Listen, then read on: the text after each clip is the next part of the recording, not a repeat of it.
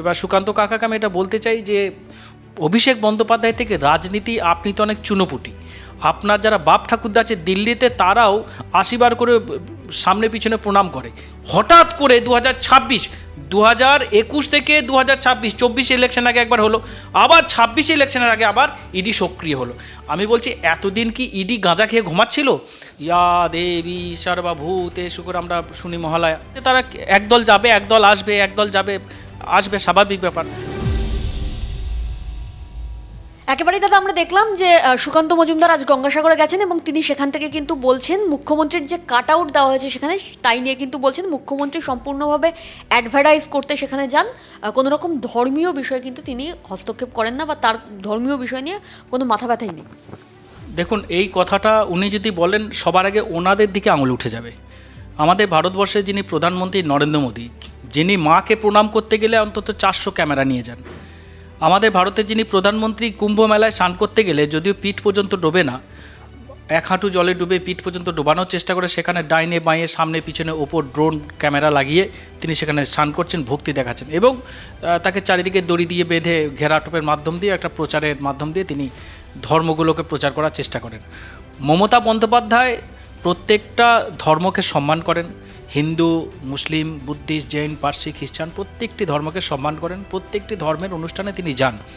তাকে প্রচার করতে লাগে না নিজের, যে তিনি নিজের এগুলো কাট আউট লাগাবেন, নিজের প্রচার করবেন না।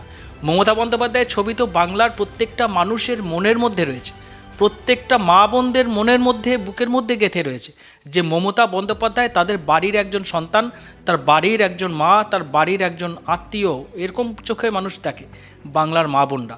তা মমতা বন্দ্যোপাধ্যায়ের ছবি দিয়ে প্রচার করে কি হবে? মমতা বন্দ্যোপাধ্যায় প্রত্যেকটা বাংলার মানুষ তার ছবি বুকের মধ্যে গেঁথে নিয়েছেন। ভালোবেসে কেউ যদি তাদের দিদির ছবি বড় করে কাট আউট লাগায়, যে ভারতবর্ষের মধ্যে সবথেকে প্রভাবশালী এবং সবথেকে বুদ্ধিমান একজন রাজনৈতিকবিদ, বলছেন জন্ম থেকে মৃত্যু এবং ধর্মীয় বিষয় সব কিছুতেই মুখ্যমন্ত্রী থাকতে চান। না, সেটা যদি থাকেও না, ধর্ম মৃত্যু সব কিছুর মধ্যে যদি মুখ্যমন্ত্রী যায়, যদি জনসংযোগ থাকে, মানুষের বিপদে আপদে যদি ছুটে যায়, কোথাও আগুন লাগলে মমতা বন্দ্যোপাধ্যায় ছুটে যায়, জলে ডুবলেও ছুটে যায়, বন্যাতে প্রত্যেকটা জায়গায় মুখ্যমন্ত্রী ছুটে যান, সব কিছুতে তো মুখ্যমন্ত্রী আছেন। তাই তো মুখ্যমন্ত্রীকে বাংলার মানুষ ভালোবাসে। তৃতীয়বার এনেছে, চতুর্থবার আনবে বলে বাংলার মানুষ অঙ্গীকারবদ্ধ। তো সেখানে ওনাদের বোধগম্য হচ্ছে, এটা মানে বুঝতে পারছি না যে কেন এই বিষয়টা বোধগম্য তাদের হচ্ছে না। বাংলায় শুধু মুখ্যমন্ত্রী মমতা বন্দ্যোপাধ্যায়ই আছেন, আর কেউ নেই। তার স্বাভাবিকভাবেই মুখ্যমন্ত্রী পিসি ভাইপোর সরকার চলছে। দেখুন, সুকান্ত কাকাকে আমি একটা কথা বলবো, কাকা এই জন্য বলছি কারণ উনি আমাদের ভাইপো বলেন। অভিষেক বন্দ্যোপাধ্যায়কে যদি ভাইপো ডাকেন, আমি অভিষেক বন্দ্যোপাধ্যায়কে দাদা ডাকি, তো সেই হিসেবে আমাদের বাংলার উনি কাকা। এবার সুকান্ত কাকাকে আমি এটা বলতে চাই যে অভিষেক বন্দ্যোপাধ্যায় থেকে রাজনীতি আপনি তো অনেক চুনোপুটি। আপনার যারা বাপ ঠাকুরদা আছে দিল্লিতে, তারাও 80 বার করে সামনে পিছনে প্রণাম করে। যে অভিষেক বন্দ্যোপাধ্যায়ের মতো রাজনীতিবিদ সারা ভারতবর্ষের একটা আছে কিনা সন্দেহ আছে। যেভাবে উনি সুন্দরভাবে মানে ভাষণ দেন, সুন্দরভাবে উনি পরিচালনা করেন, সারা বাংলার যুব সমাজকে যেভাবে উনি ধরে রেখেছেন, পুরো রাজনৈতিক এখন যে পরিকাঠামোটা, যে মুখ্যমন্ত্রীর পরবর্তী যে অভিষেক বন্দ্যোপাধ্যায় যেভাবে পুরো পরিকাঠামোটাকে চালনা করছেন, এতে করে একটা বিরাট একটা তিনি রাজনীতিবিদের একটা পরীক্ষা দিয়েছেন। বলা হচ্ছে ডিজিটাল যোদ্ধা নয়, ডিজিটাল গাধা। সে তারা বলবে, এখন তাদের এখন এই সমস্ত দেখে তাদের ফাটছে, কারণ বাংলার মানুষ তো তাদের ভোট দেবে না, তাই এই কথাগুলো বলছে। এগুলো যখন এরকম হয় তখন এই সমস্ত রিয়াকশানগুলো বেরোয়। বাংলার যারা ডিজিটাল যোদ্ধা রয়েছে, তারাই একমাত্র ডিজিটাল মিডিয়া যারা, তারাই সত্যটা তুলে ধরছে এখন একমাত্র বাংলার মানুষ সেটাই দেখতে পাচ্ছে। বাকি যে বড় বড় নাম করা মিডিয়াগুলো, আমি নাম নিতে পারবো না আপনার চ্যানেলে, সবগুলো যে দালাল মিডিয়া, দালাল, এরা হচ্ছে জুতো চাটা বুট চাটা দালাল মিডিয়া। তো বাংলার যারা মুখ্যমন্ত্রীকে প্রশ্ন করলেই কি দালালের তকমা লাগিয়ে দেবেন আপনারা? না, মুখ্যমন্ত্রী, একজন রাজ্যের মুখ্যমন্ত্রী, যে লোকটি মুখ্যমন্ত্রীকে প্রশ্ন করেছে সে তার নাতির বয়সী, সে বলছে মমতা বন্দ্যোপাধ্যায় আপনার কি কয়লার টাকা গোয়াতে ব্যবহার হয়েছে? এগুলো কি প্রশ্ন?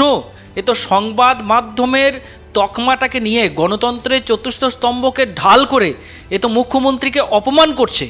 এখনই কিছু বলতে গেলেই তারা বলবে আমাদের সংবাদ মাধ্যম গণতন্ত্রের চতুর্থ স্তম্ভ, আমাদের অধিকার আছে প্রশ্ন করা। নিশ্চয়ই আছে। এই প্রশ্নটা একবার মমতা বন্দ্যোপাধ্যায়কে যেমন করছো, তেমন একবার নরেন্দ্র মোদীকে এলে করো না, কত বুকের পাটা দেখবো। যে 15 লক্ষ টাকা বলেছিলে যে ক্ষমতায় আসলে দেবো, 2014 থেকে 2026 ক টাকা দিয়েছো? প্রত্যেক বছরে 2 কোটি করে চাকরি দেবে বলেছিল, ক টাকা দিয়েছো? কটা ইউনিভার্সিটি করেছো? কটা কলেজ তৈরি করেছো? কটা হসপিটাল তৈরি করেছো? কটা তোমরা বিজ্ঞাপনের মাধ্যম দিয়ে কতগুলো বেকার ছেলেকে চাকরি দিয়েছো? কোনো কিচ্ছু তো করোনি। শুধু যখনই মানুষের প্রশ্ন তখনই নোটবন্দি, কখনো জিএসটি, কখনো কোভিড, কখনো সিএ, কখনো এনআরসি বা কখনো এসআইআর বা কখনো বিভিন্ন রকম এক একটা ঢপবাজি জিনিস নিয়ে এসে মানুষের মধ্যে একটা বিশৃঙ্খলা পরিবেশ সৃষ্টি করে দিয়ে মানুষকে ব্যস্ত রাখা, ব্যতিব্যস্ত করে দেওয়া, যাতে তার দিকে আঙুল তুলতে না পারে। প্রসঙ্গ যখন উঠলোই তখন আরও একটু প্রশ্ন করবো। একেবারে আমরা দেখেছিলাম আইপ্যাকের অফিসে সেদিনকে মুখ্যমন্ত্রী পৌঁছে গিয়েছিলেন এবং তিনি সবুজ ফাইল এক প্রকার নিয়ে বেরিয়ে এসেছিলেন। তাকে বলা হয়েছিল যে ফাইল কেড়ে নিয়ে বেরিয়ে এসছে। একজন মুখ্যমন্ত্রী, তার কি এই রাইটটা আছে যে একটা তদন্তকারী সংস্থা তারা যখন তদন্ত করছে সেখানে ঢুকে ফাইল নিয়ে বেরিয়ে আসা? দেখুন, খুব ভালো প্রশ্ন এটা। এই মামলাটা 2020 সালের। আমি আপনাকে ছবি দেখাবো। 2020 সালের এই মামলাটা লালা অর্থাৎ জয়দেব খাঁ, যে ব্যক্তিটা কয়লা কাণ্ডের সাথে যুক্ত, সেই লোকটা জয়দেব খাঁ, লালা এবং আরেকজন মাঝি। তো এই যে যারা এই কয়লা কাণ্ডের সাথে যুক্ত, তাদের সাথে তো দেখছি যে ভারতের যিনি স্বরাষ্ট্রমন্ত্রী, সে ভারতীয় জনতা পার্টির প্যাডে লিখছে যে ভারতীয় জনতা পার্টি লিখছে যে স্বরাষ্ট্রমন্ত্রীকে এয়ারপোর্টে রিসিভ করতে যাবে 15 জনের তালিকা, তার মধ্যে জয়দেব খাঁ ওরফে লালা। অর্থাৎ কয়লা চোরদের সাথে, কয়লা মাফিয়াদের সাথে বিজেপি সম্পর্ক। 2020 মামলা, যদি 2020 মামলা হয় 2021 পর্যন্ত, 2021 ইলেকশন পর্যন্ত সেই মামলা নিয়ে প্রচুর তোলপাড়। অভিষেক বন্দ্যোপাধ্যায়কে একাধিকবার ডেকে দিল্লি ডাকছে, কলকাতা ডাকছে, বিভিন্ন জায়গায় ডেকে বিভিন্ন তৃণমূলের নেতাদের ডাকছে, ডেকে তদন্ত হলো, সব কিছু হলো। ভাবলো যে আমরা ভোটে জিতে যাব, 21 ক্ষমতায় আসবো, হতে পারলো না। তৃণমূল কংগ্রেস প্রচুর সিটে ক্ষমতায় আসলো, আবার এতদিন চুপচাপ। হঠাৎ করে 2021 থেকে 2026, 24 ইলেকশন আগে একবার হলো, আবার 26 ইলেকশনের আগে আবার ইডি সক্রিয় হলো। আমি বলছি, এতদিন কি ইডি গাঁজা খেয়ে ঘুমাচ্ছিল? যে সবুজ ফাইলটা নিয়ে আসতে বিভিন্ন মিডিয়ায় দেখা যাচ্ছেন এবং আপনারা বলছেন অতি গুরুত্বপূর্ণ ফাইল, তাহলে এত গুরুত্বপূর্ণ ফাইল এই 2020 থেকে 2026 পর্যন্ত প্রতীক জৈনের বাড়িতে থাকলো কীভাবে? আর টেকনিক্যাল কয়েকটা প্রশ্ন, মানে পাল্টা প্রশ্ন। আপনারা বলছেন গণতান্ত্রিক অধিকার রয়েছে, তারা ইডি সেখানে ইনকোয়ারি করছে, মমতা বন্দ্যোপাধ্যায়কে সেখানে বাধা দিয়েছে। আমি বলছি গণতান্ত্রিক এই অধিকারটাকে তো বিপথে কাজে লাগাচ্ছে, চুরির কাজে লাগাচ্ছে ইডি। সেও তো একটা সাংবিধানিক সংস্থা, তারা কিভাবে বেআইনিভাবে একটা যে কোনো মানুষের বাড়িতে ঢুকে গিয়ে রেড চালায়? আজকে আপনি একজন সংবাদ মাধ্যম, আপনি কিছুই জানেন না কয়লা সম্বন্ধে। হতে পারে আপনি যদি বিজেপির এগেনস্টে খবর করেন, আপনার বাড়ি থেকে কয়লার চুরির দায়ে রেড করে দেবে, বলবে আপনি কয়লা চুরির সাথে যুক্ত। প্রমাণ করুন, আপনি 3 বছর পরে ছাড়া পাবেন। 3 বছর তো আপনাকে কয়লা চোর বলে প্রমাণ করে দেবে বিভিন্ন দালাল মিডিয়াগুলো। তাহলে প্রত্যেক জৈনের সাথে কয়লার যে কোনো যোগাযোগ আছে, আজ পর্যন্ত আমরা কোথাও নাম শুনিনি, কোনো চ্যানেল শোনেনি যে 2020। বিজেপির তরফে বলা হচ্ছে হাইকোর্টে যখন এই মামলা গেল, হাইকোর্ট থেকে মামলা খারিজ করা হলো, ইডি সুপ্রিম কোর্টে গেল, সুপ্রিম কোর্টেও কপিল সিব্বলের নেতৃত্বে এই মামলা আবারও খারিজ হবে। না, সে হোক, কয়লা চুরির তারা তদন্ত করছে, করুক, কিন্তু প্রতীক জৈনের নামটা 2020 থেকে 2026 ইলেকশনের আগে কিভাবে এলো? যদি আইপ্যাক এর সাথে যুক্ত থাকে, কয়েকটা টেকনিক্যাল প্রশ্ন, যদি আইপ্যাক যুক্ত থাকে, আইপ্যাকে 3 জন ডিরেক্টর আছে, একজন ডিরেক্টর কলকাতায়, একজন হায়দ্রাবাদে, একজন দিল্লিতে। তাহলে 3 জন ডিরেক্টর একটা কোম্পানি। আর যে সময় এই মামলাটা হয়েছিল সেই সময় প্রতীক জৈন ছিল না, দায়িত্বে ছিল প্রশান্ত কিশোর। না, প্রশান্ত কিশোরের বাড়িতে, মানে যদি কয়লা চুরির অভিযোগ থেকেও থাকে, যদি থাকে, মানে এটা বিজেপির কথা মতো যদি থাকে, তাহলে প্রশান্ত কিশোরের বাড়িতে রেড কেন হলো না? যদি কোম্পানি যুক্ত হয়, আইপ্যাক যদি যুক্ত হয়, তাহলে 3 জন ডিরেক্টরের বাড়িতে কেন হলো না? শুধু কলকাতার অফিসে কেন দিল্লির অফিসে নয়? কেন দিল্লির অফিসে নয়? কেন হায়দ্রাবাদ অফিসে নয়? কেন চেন্নাই অফিসে নয়? কেন মহারাষ্ট্র অফিসে নয়? শুধু কলকাতায় কেন? কারণ কলকাতায় ইলেকশন বলে এই জিনিসটাকে যে কোনো মানুষের তাদের ক্ষমতার অপব্যবহার করছে। এখানে আরেকটা প্রশ্ন করবো যে আমরা দেখেছি বারবারই ইলেকশনের আগে ইডির একটা হানা কলকাতার আসে এবং বাংলার বিভিন্ন জায়গায় কিন্তু একটা ইডির হানার যে প্রকোপ, সেই প্রকোপ বাড়ে। দুর্গাপুজোর আগে আমরা বীরেন্দ্রকৃষ্ণ ভদ্রের আমরা মহালয়া শুনি, হ্যাঁ, ইয়া দেবী সর্বভূতেষু করে আমরা শুনি মহালয়া। সেই রকমই মহালয়া শুনলে আমরা বুঝতে পারি যার কয়েকদিন পর পুজো আসছে। ঠিক ইডির হানা যখনই শুরু হবে, সিবিআই হানা যখনই শুরু হবে, তখনও আমাদের বাংলার মানুষ বুঝে গেছে, কেন এখন সারা ভারতের মানুষ বুঝে গেছে নিশ্চয়ই ওই রাজ্যে কোনো ইলেকশন আছে। কারণ ইডি এবং সিবিআই তখনই রেড মারে বা তখনই সক্রিয় হয় যখন সেই রাজ্যে কোনো ইলেকশন থাকে। কারণ এই ভারতীয় জনতা পার্টি যারা গণতান্ত্রিক উপায়ে, গণতান্ত্রিক মাধ্যমে মানুষের ভোটে কোনো দিন জিততে পারবে না, কোনো দিন না, কারণ তাদের কোনো উন্নয়নের বুলি নেই। আজকে দেখুন যার ফলে তাকে এই রকম নিচু কাজে ইডিকে ব্যবহার করতে হচ্ছে, ফাইল চুরি করতে, স্ট্র্যাটেজি চুরি করতে। অভিষেক বন্দ্যোপাধ্যায়ের র্যাম শো থেকে ইটাহারের সভা যেভাবে হিট হয়েছে, ইটাহারের সভাতে কয়েক কিলোমিটার মানুষের শুধু মাথায় দেখা যাচ্ছে, রাস্তা দেখা যাচ্ছে না, এটা দেখে ভারতীয় জনতা পার্টির দেখা গেছে র্যাম্প ওয়াকে বহু মানুষ যখন অভিষেক বন্দ্যোপাধ্যায় র্যাম্প ওয়াকে হাঁটছেন তখন কিন্তু বহু মানুষ সভা ছেড়ে চলে যাচ্ছে। না, সেখানে অনেকক্ষণ ধরে রয়েছে, তারা একদল যাবে একদল আসবে, একদল যাবে আসবে, স্বাভাবিক ব্যাপার।